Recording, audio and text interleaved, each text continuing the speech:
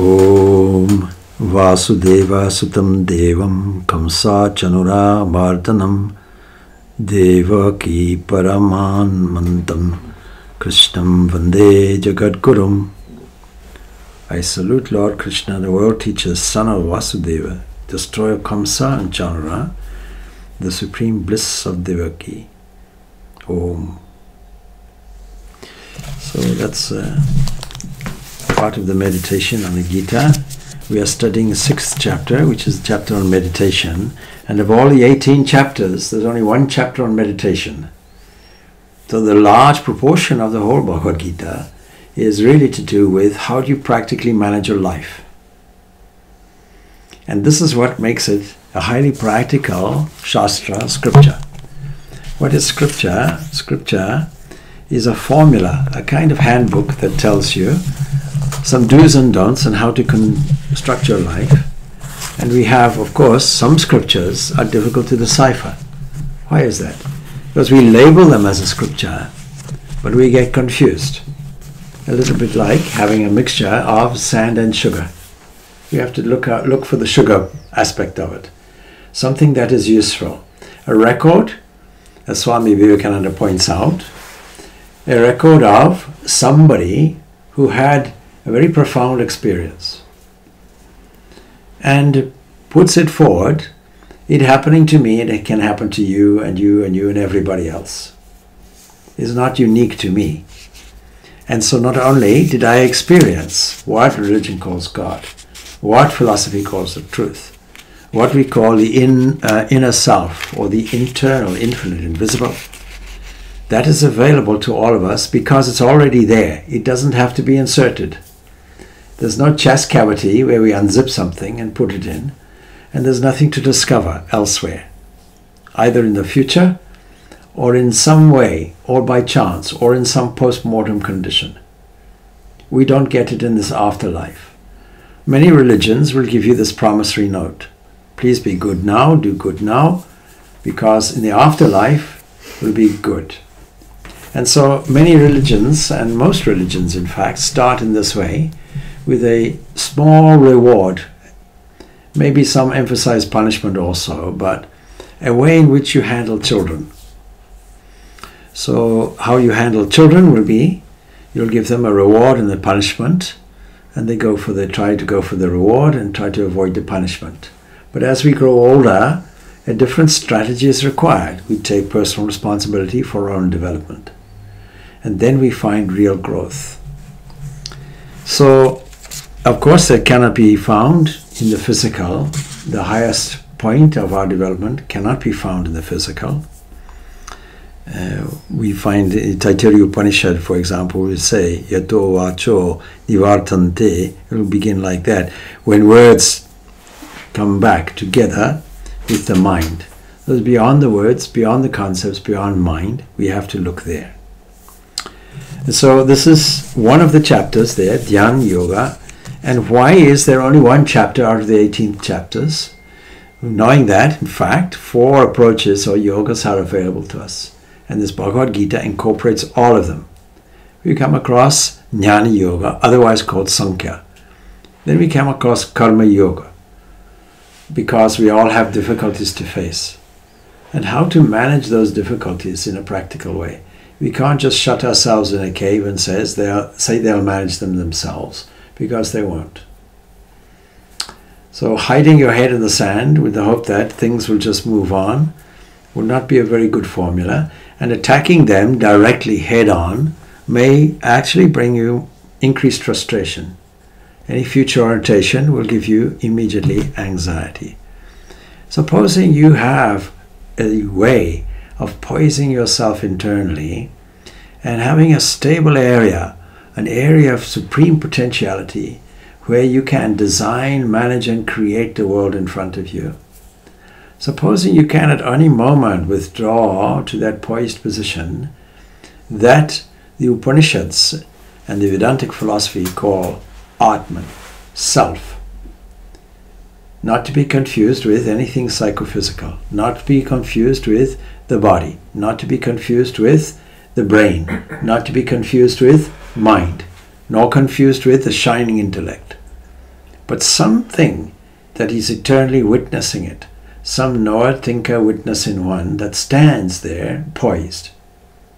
Supposing we're able to resort to that, how will our life change? That equanimity that we find there, how will it be reflected in our normal day-to-day life? And so a previous question was there, what about the karma and its effects in these various categories? Like stringing a bow and shooting an arrow toward a target. There's nothing you can do about the arrow that left. You can't reach out or chase after it and bring it back. It's gone faster.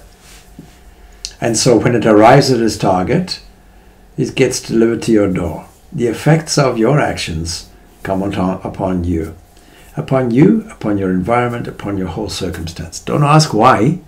Why not? It's there. What next? There's a more useful approach.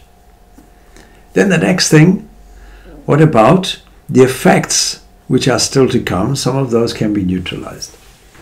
And we have to live out a life and live out the effects until that's exhausted. This is called prarabdha karma. How do you neutralize them, Swami? But then there is also what is to be done. All right? What is the effect that is to come? Well, of course, we can control that by inserting something now, something useful now. When we think in phrases and words. We always have an internal conversation with ourselves. We always listen to every conversation, whether it's ours or somebody else's, and even if we sit alone, it's our conversation we're listening to. We can follow that script, and we have the capacity to stand back and review. What was it that came? Imagine like a mental field. What was it that came? Say anger comes, we can see it rise, we can see it develop, we can see it peak.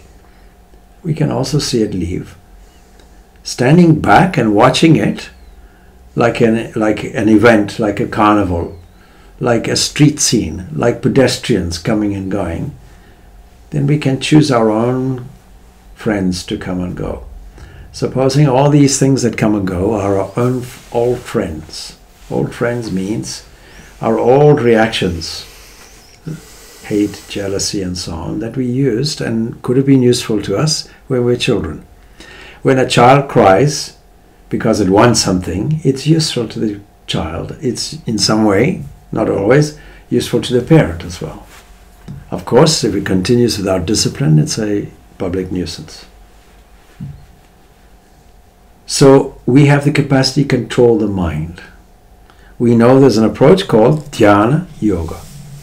That is an approach of meditation, concentration, sustained concentration. For that reason, we know at any given moment we can take our attention and steer it in a desired way. Automatically we do it.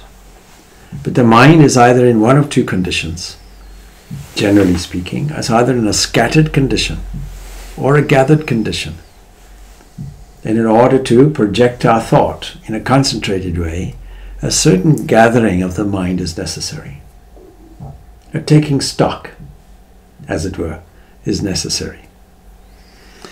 And so, where we left off, see here, we covered 18, that is the 18th stanza. We'll just review it again. Yada vinayatam chitam, when the disciplined mind rests in the self alone, rests in that restful place, that infinite knower, thinker, witness, that self-contained place, free from desire for objects, then is one said to be established in yoga. And then it goes on and Shri Krishna uses a beautiful, beautiful example, a beautiful simile, ancient simile, which is there. Imagine that there is a lamp. The lamp can be at various stages of steadiness, but it depends on the wind. If it's a violent wind, it will flare all over the place. If it's a gentle wind, it will flicker a little bit.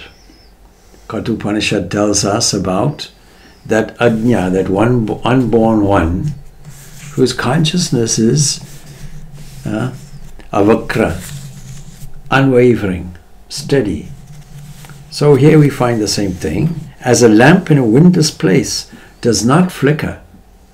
It flickers if it's in a wind place. What is the wind? Is of desires. As long as you have these desires, you have these fetters. Because the desire to sustain a sense of self-identity.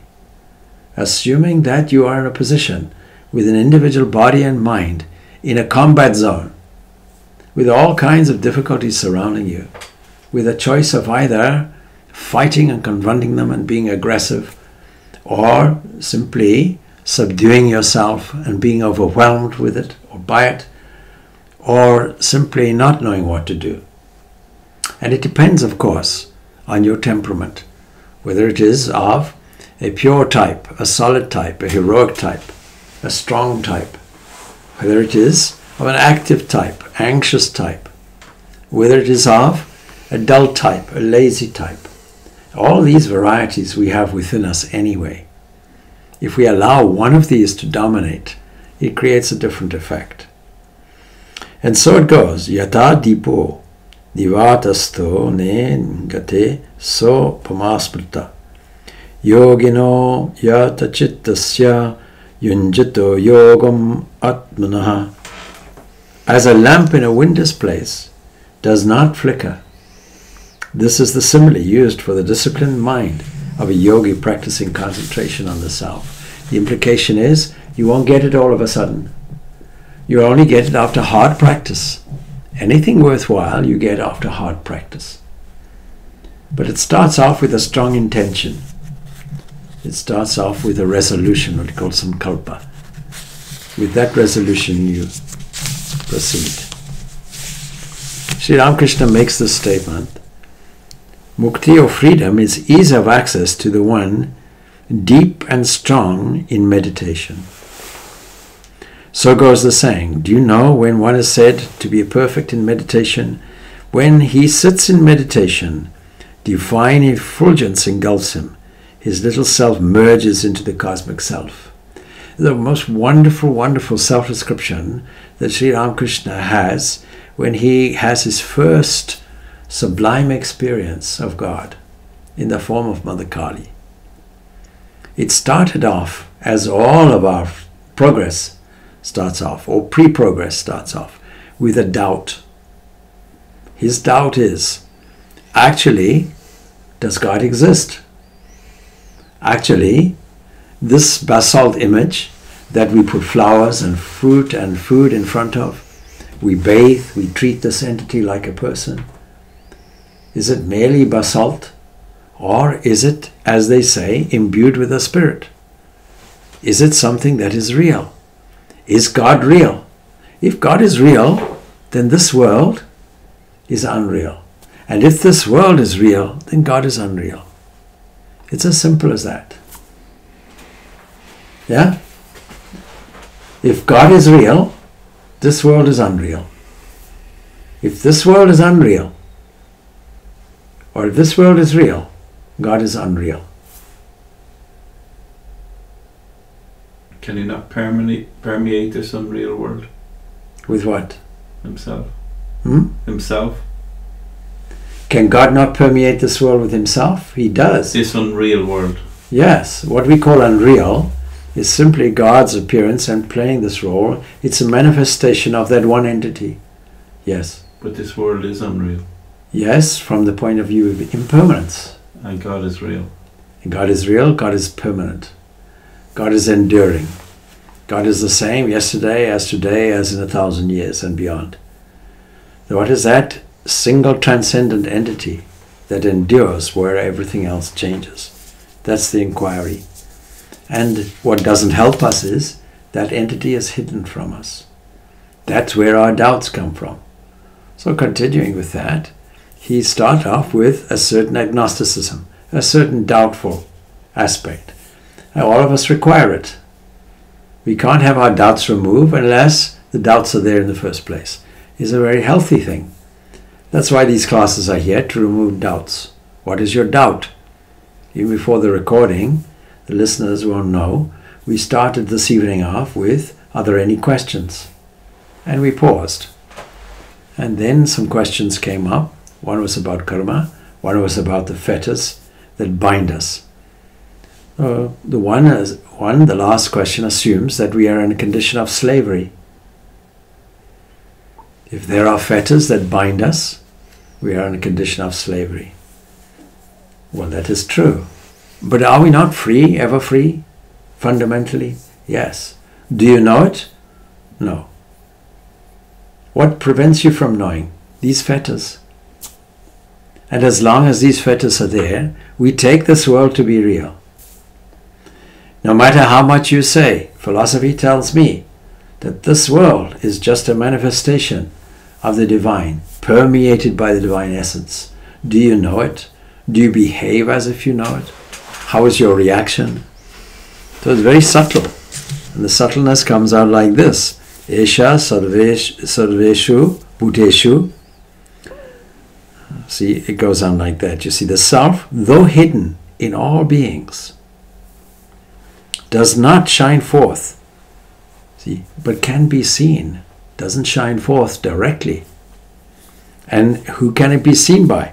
Those subtle seers, through their sharp and subtle intellects. Drishyate, tragrhyaya, bhutya, sukshmaya sukshma, darshibhihi. Those subtle seers will see it. So, the question is, how do we proceed with this? The other indications, what are other indications of the advancement in this art of meditation, which is here called yoga?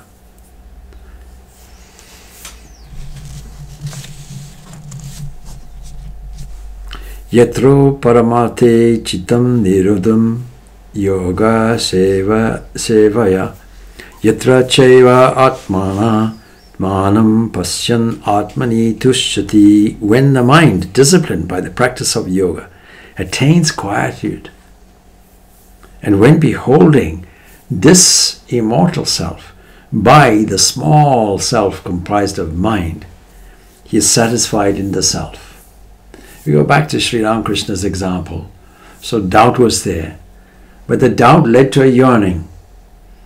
You revealed yourself to Ramprasad and others. They had a direct experience of you. We see from the scripture that realization is a direct thing. Can I not also have this direct thing? Surely you would have compassion on me and reveal yourself to me. Show yourself to be real. Take yourself out from this hidden place and show me in your full glory. Grant me this grace. In desperation it occurred to him, there's a sword hanging there. What is it worth living if I can't get this vision of God directly? Other people have gotten it. I haven't got it. Rushed to end the life. Not to waste another day. But see the description of what happened yet. Fell down in unconsciousness. He didn't know how that day or the next passed. Overwhelmed with a sense of light, like an ocean with silver billowing waves coming at him from all sides and overwhelming him. That is his ego. He felt he would drown in it, and gasping for breath went into this depth of sublime bliss. He describes it so beautifully, thunderous roars of waves overwhelming him. And he states, from that moment on, there was a permanent change in him. So you see, this is a very inspiring thing. Of course, the temptation is to say, these people are very unusual and it happened in the past. It won't happen now. We don't hear about it now. We don't hear about it in the future. But it wasn't so long ago. 170 years ago or something like that, you know. We're now in the kind of second century of it, if we take that as a beginning of an era. So, happening to one person, it may happen to all. But it requires perseverance. It requires those steps. It requires satisfying the doubts, asking the doubts in the first place. But more than that, it requires yearning. And then, of course, through discipline, we attain this quietude. And when beholding this immortal self by the small self, he is satisfied in the self. Satisfied means I don't have any thirst for anything else. All the desires are gone. And if all the desires are gone, that remains as if it were a lamp in a windless place. So what are some of the desires? Every sense organ will have a corresponding desire for an object. These are labeled objects. But there are subtle aspects to it. So the eyes like things to see. They are attracted towards things which are visually pleasant. We veer toward the pleasant. And some people interpret the unpleasant as the pleasant. Take a delight in it. Then, of course, the ears. The ears love to hear praise. They don't like to hear blame. They only like to hear good things. Sweet words. Sweet words come to my ears, and I'm attracted to that. I desire to hear sweet words. Swami gave such a beautiful talk. Yes, I love that. Oh, Swami, I didn't understand a word he said, and I fell asleep halfway through. Oh, I don't like to hear that. See, don't give me that feedback. Only give me the positive things. So these ears are like that. So the object is like that. But see the subtlety of it. It's relating to I, my own position, my own love for myself, my own self-worth. I like to hear praise for me.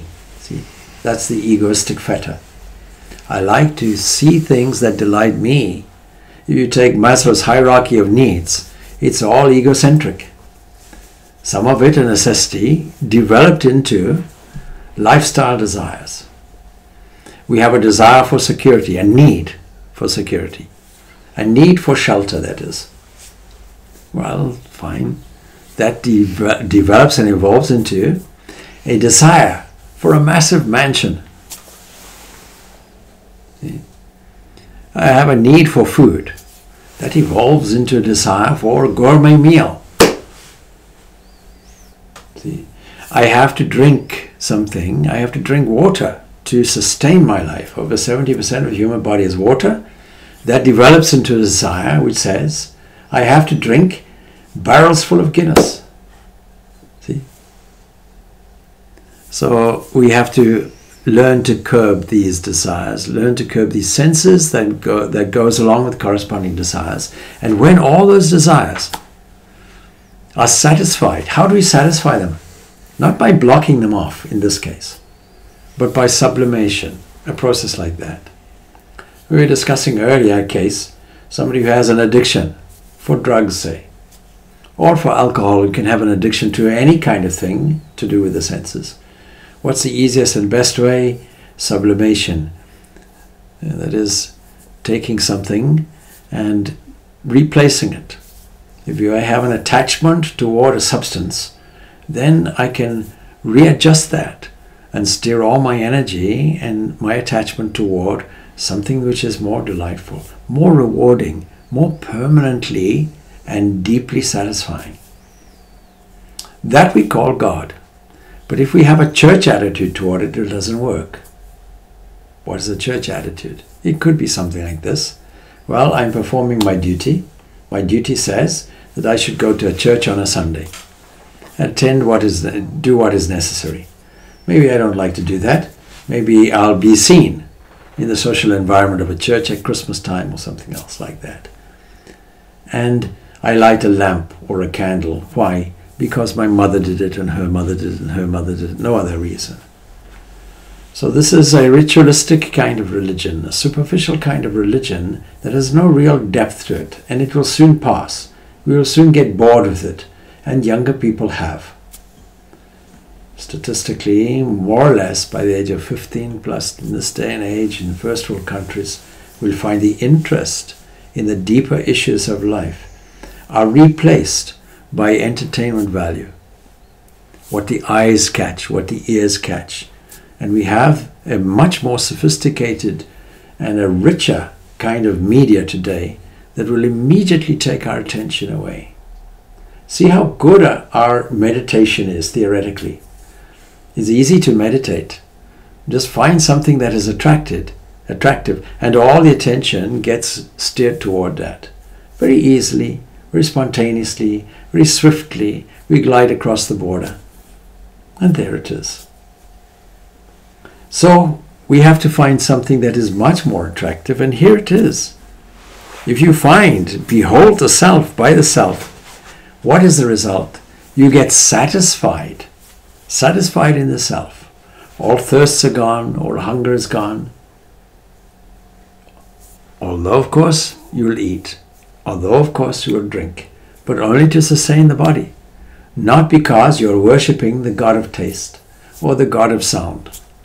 The deity of this glorious deity, which is the most divine Lord of Guinness. Anyway, so then, quietude of mind and the experience of satisfaction in the self are concomitant. And self-knowledge and self-satisfaction, these are all interrelated. So now we come on to a different subject. Because we like to think of things in a progressive way. We like to think that we will be rewarded in careers by some kind of promotion. We want to know that if we are learning something, there is some kind of progress. We want to know that if we are developing spiritually, what is the measure of it? How will we know? And so in this way, we can also see what is our progress in this yoga or meditation, knowing it doesn't happen instantly. Doesn't happen instantly because we have to curb the attention progressively, gradually, and give it something much more attractive, much more interesting to think of, until gradually we find this welling of deep satisfaction. This infinite beauty within merges, and we feel ourselves propelled into a joyful environment, a kind of internal rapture that obsesses us and remains with us in our working, waking life and everywhere.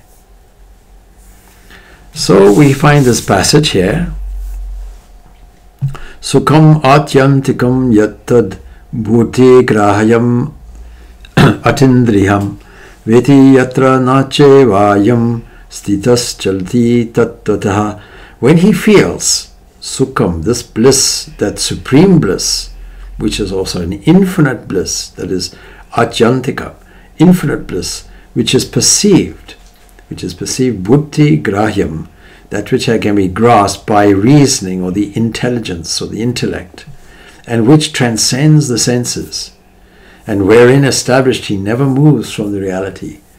So you see that passage, you see, then when the mind comes back, when the senses come back together with the mind, because this transcends all of this world that we construct, which is to do with the senses. So when he feels, that's when you know there is progress. When you feel that supreme bliss, sublime bliss, more blissful than anything else, supreme, which is perceived by the intelligence, that is, by that entity which we call buddhi, by the intellect, and which transcends the senses, wherein established he never moves from the reality. See that steadiness, never moves. So you may do all your jobs as anybody else does, but holding on to that reality, you'll never forget it. Just as you'll never forget your own name. You don't have to get up in the morning and rehearse, my name is this, my name is this, my name is this. Knowledge is the cessation of the necessity to repeat something. As soon as you know it, you don't have to repeat it. It remains with you. Knowledge remains with you, always. This is not objective knowledge. This is not educational knowledge of 1 + 1. Or I know this. This is not information accumulation. This is not information transfer. This has nothing to do with professorship. This has nothing to do with the academic education that we experience. Not knowledge in that sense, but real knowledge, understanding and knowing. And when we know that reality, we never move from it. This presents us with an ideal against which we can measure our progress. A bliss, why bliss? Bliss is the characteristic of the Atman, and therefore the extroverted senses, they can't have access to it. You can only have access to a symbol of it, a reflection of it. Why do we have an inherent sense of humor? Why do we enjoy comedy? Why do we delight in pleasurable things, if not for the fact that our own inner essence is bliss. It's comprised of existence, consciousness, and bliss itself. Sri Ramakrishna says this: while in samadhi, the yogi dives deep into the ocean of Sat Chit Ananda. In that state, his senses become defunct. Now that scares people. If you take your senses away, is equivalent in most people's rating that you take your own persona away. You've eliminated yourself. But that's not true. You can never eliminate yourself. What is called self is the essence of you. It is you. It is being. It is not becoming. It is not changing. Becoming and changing we can see. When you were small, when you were 5 years old, clearly there has been a change. Mentally, emotionally, physically. You must have noticed. So, and having gained which he thinks that there is no greater gain than that, wherein established he is not shaken even by the heaviest affliction. We're always afflicted. Does a person like that have no problems? And will afflictions not come? They will come. But because now he has a firm foundation established in reality itself, is he not moved by it, nor shaken by it? So, yam ladva chaparam labam manyate nadikam tataha yasman stito nadukena karunapi vichalyate. And having gained which, he thinks that there is no greater gain. See, the fleeting earthly pleasures, they're all selective. There are some people, you present them with some beautiful food, there'll always be one person who says, I don't like that. So all of our sense pleasures are all highly selective. They're not standard things. Generally, of course, they are. But individually, they're all very selective. We spend a lifetime selecting what pleases us, what doesn't please us. So the body hangs on him just as a shadow hangs onto the body for those who are attached. But the yogi established in the bliss of Brahman has no body consciousness. Consciousness, the body is simply a vehicle, an earth car that is used, not abandoned. Somebody said they were visiting prisons, and there was a Vedantin person who was visiting prisons and doing some prayers for them and so on. He said, you see, we're all the same really, because you're in a prison and we believe that we are imprisoned in the body. Well, for convenience sake we could say such a thing, but truly we are not imprisoned. We are free. It just seems that we are imprisoned. It's different from being in a cell block surrounded by walls and security where your movement is highly restricted and you can't get out and your behavior is controlled very strictly. No, we're not like that. It only seems to be like that. These walls are only apparitional. They come and they go. And this body will go at some point. The experience ultimately will go. And the experience is varied.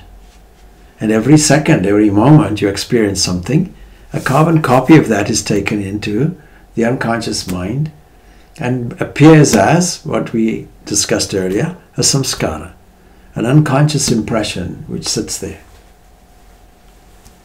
It's the unconscious mind that we are trying to reform. The unconscious mind has a pulling power. It has a magnetic quality to it. It attracts things to it. It draws things in to itself. So be careful of what that unconscious accumulation is. But we cannot directly change the unconscious mind, the habit level. We can only change and direct the conscious mind. And by accumulating those impressions, can we have some impact on the unconscious behavior. In short, developing new habits is what's required. Now there's a very interesting statement here. But before we do that, we see what Sri Ramakrishna says on this 22nd stanza. Whatever may be the suffering that falls to the lot of the body, the power and glory of the devotion and knowledge of a true devotee do not in the least get diminished thereby. What all tribulations the Pandava brothers, that's in this context of the Bhagavad Gita, had to undergo during their exile. Terrible, terrible difficulties. But the exuberance of their wisdom was in no way affected, even for a moment, by those ordeals. Some steady formula is there. Knowing that there is a steadiness in you, you become steady amongst all your ups and downs and vicissitudes. Therefore, this makes this kind of yoga, dhyana yoga, very practical. It is not simply withdrawing for your own satisfaction, for your own peace of mind. Why should we meditate? You people say to me, I want to meditate. They're fine. Do you have a course or a workshop? I do. Fine. Why do you want to meditate? In order to get peace of mind. No. Go away, get peace of mind, then you're ready for meditation. And all the preceding 5 chapters are to do with that steadiness, to establish that self-control, control of the mind. And then when you sit for meditation, the mind can be easily fixed. And then once it's easily fixed, and once meditation goes well, then that has a circuitry effect on your life again. It enhances it, it enriches it, it creates a steadiness and a balance. And so it creates a disconnection with pain. This gives us a new definition of yoga. You see, people ask, can you give me a definition for yoga? And yoga simply means union. So many definitions will be there. But this is Viyoga that is being described.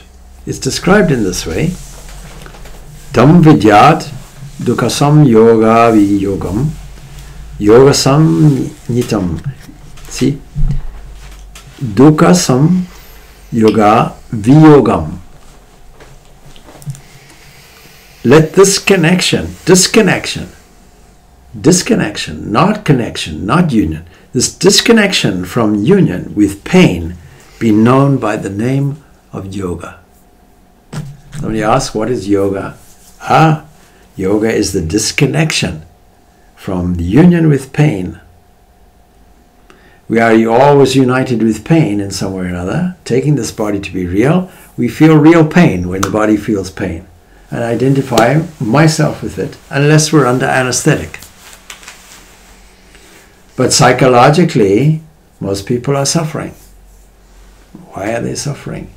Because they feel they have to struggle against an unfair world and manage things by themselves, with no grace from God or help. Because I'm an individual, surrounded by my own island, and my fortress is secret. It's a secretive place. I won't let anybody in, and I won't let myself out. I'll observe things from a safe, withdrawn place and operate from there. And nobody knows what's going on inside. Because if they do, then what happens is I feel I'm emptying. When I share, I'm emptying. Yeah? Certain personalities will have that point of view. So we're all suffering pain, and all of these practical formulas are to do with pain. We mentioned last week how many times na sochati is mentioned in Shastra. You see, those who grieve, you should not grieve. You should neither grieve for the living or the dead. But please don't tell that to a bereavement counselor. Because when we suffer bereavement, as we do, bereavement in many different forms, a disappointment, or even divorce, so many people get divorced, will this not also create a sense of bereavement? Is this not very painful? So all of these are a form of bereavement associated with some kind of death. Death of a desire, death of a wish, disappointment. All of these are a form of that. And so there's a way of disconnecting from this pain. This yoga should be practiced. How? With determination, and with an undistracted mind. You see the formula, threefold formula of D's. Have a strong desire for what you want. Nothing wrong with that. It's these sense desires that are the difficulty. But have a strong intention, a strong desire for what you want, to the point of yearning. Desire. And then after that, determination. Whenever the mind goes off, curb it and bring it back gently. And then, dedication. Make it your life obsession. Make this subject of realization or vision of God or ultimate perfection or complete nirvana, is what it was described as before, be your magnificent obsession. So this yoga should be practiced with determination, with an undistracted mind. How easy is this? The mind gets distracted all the time. And so nishayena yokta yogo nevina chetasa. Milk is in a vessel, continues to boil and bubble so long as there is fire underneath, says Sri Ramakrishna. But when the fire is removed, its simmering stops. And on this wise, in this way, the man who takes to the practice of yoga out of curiosity pursues it vehemently for some time and then abandons it once for all, he gains nothing. Steadfastness in yoga is essential. There's a very important comment and commentary on this. Steadfast practice. It's the same with any subject. Whatever you take, supposing you take physical culture and you want to put on 2 inches of muscle somewhere. Well, you'll notice that doing this steadfastly every day, building up gradually, increasing the amount of material that you will lift, will build up progressive muscle in you. But if you are haphazard about it, you do it one day, leave it the next, and then pick it up a week later, and then report to somebody, no, I'm doing exercise. I'm not losing any weight, and I'm not building any muscle. Oh, you're doing exercise? Yeah, I'm doing it. And then you discover it's 2-3 times a year. That won't work. So steadfastness in any discipline is necessary.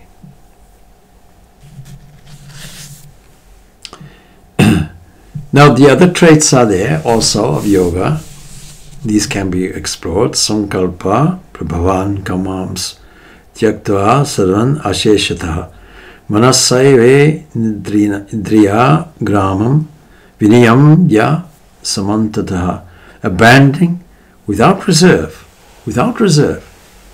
all desires or things born of imagination. Sankalpa, prabhavan, born of sankalpa, kaman, desires, having abandoned, tyaktva, all, sarvan asheshataha, without reserve. By the mind even, the whole group of the senses, indriya gramam, then we're completely restraining this from all sides. Without reserve, we have to highlight that. All desires born, what are they born from? Our imagination. A wonderful concept. All our desires are imaginary. No matter how much you think they will fulfill you and make you happy, you'll find that they have to be repeated. So you can ask a child, what is your heaven like? What would you like? Child will say, 1 ton of ice cream. Very good. Next day, I bought you a present. What is it? A truck of ice cream. Please eat it all. No. After a few bites or a few cupfuls, say, no, thank you. This heaven became a hell to me now. Can I have some tomorrow? So these are temporarily satisfying, but not enduring. That's the problem.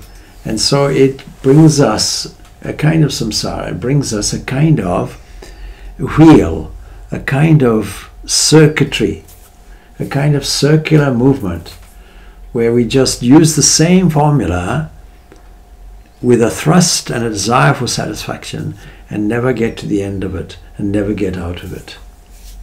Fortunately for us, nature has a way of pinching us sorely and pushing us out of it, or giving us at least the opportunity to do that.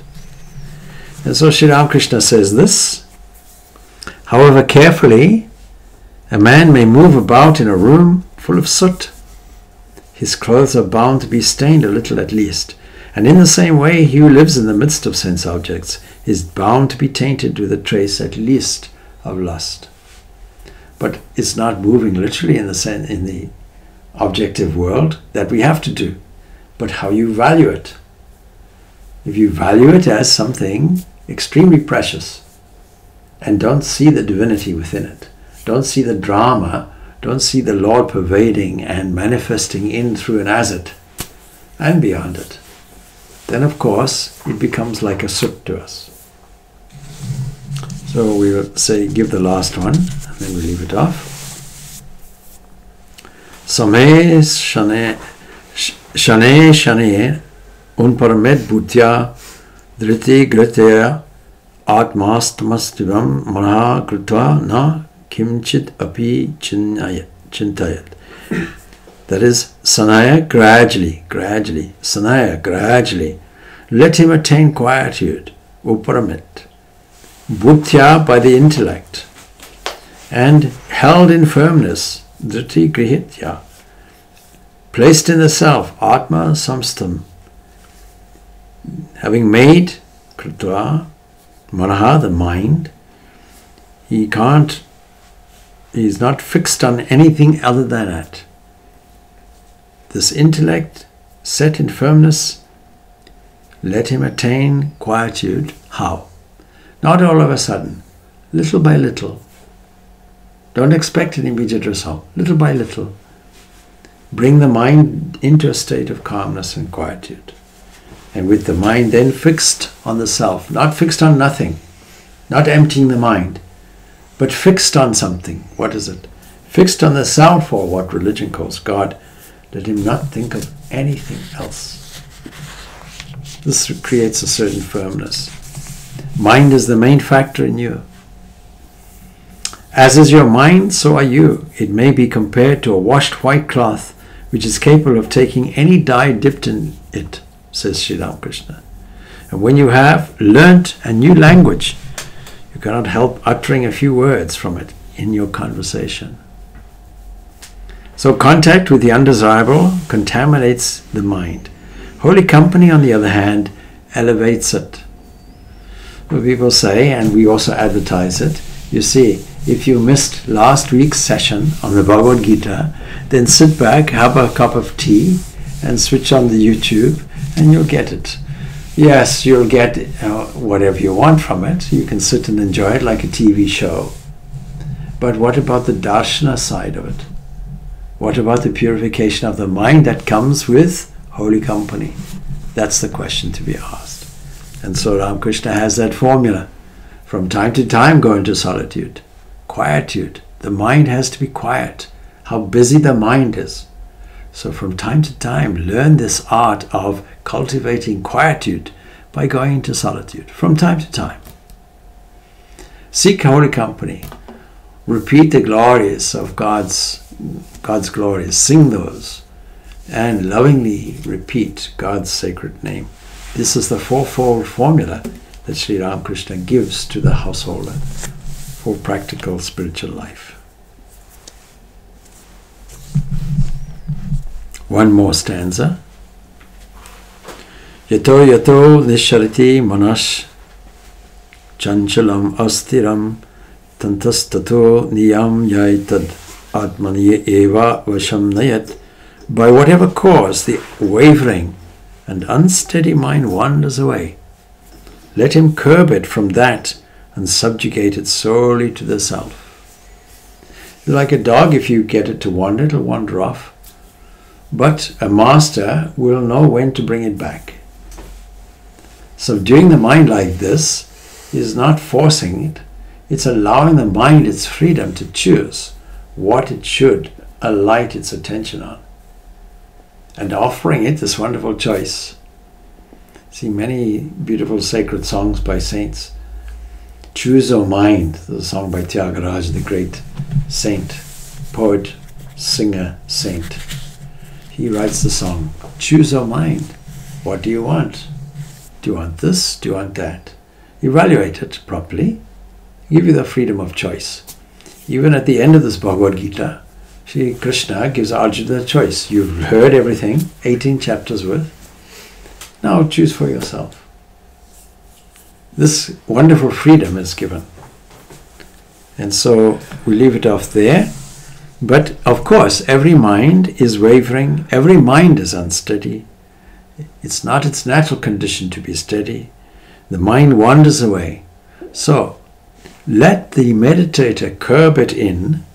Let the practitioner of yoga curb it in from this outside scattered condition. Gather it in and subject it completely to this Atman, this Self. And so we leave that off. Stanza 26th stanza, chapter 6, Srimad Bhagavad Gita. Om Shanti, Shanti, Shanti, Shanti. Peace, peace, peace be unto all.